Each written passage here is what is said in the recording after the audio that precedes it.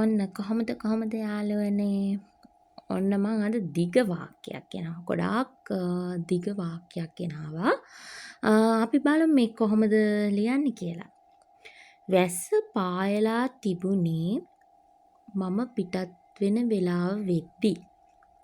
එහෙනම් වැස්ස පායලා තිබුණේ. එහෙනම් මේක අතීත කාලේ. වැස්ස පායලා තිබුණේ. කොහොමද ලියන්නේ? වැස්ස නන්ත rain. The rain had. The rain had. වැස්ස පායලා තිබුණේ. The rain had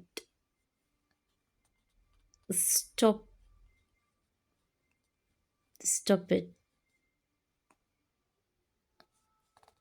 by the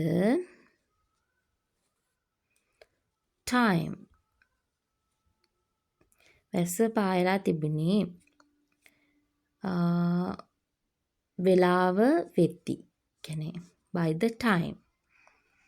වෙලාව වෙද්දි I left. ඊට පස්සේ මම පිටත් වෙනවා කියන එකට I left. හරිද?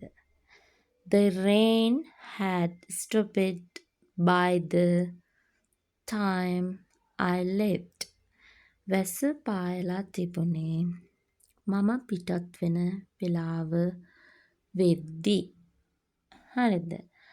මේ වගේ ලොකු වාක්‍ය අපි පොඩි වාක්‍ය ඉගෙන ගන්නවා වගේම ලොකු වාක්‍යත් අපි ඉගෙන ගන්න ඕනේ. එතකොට තමයි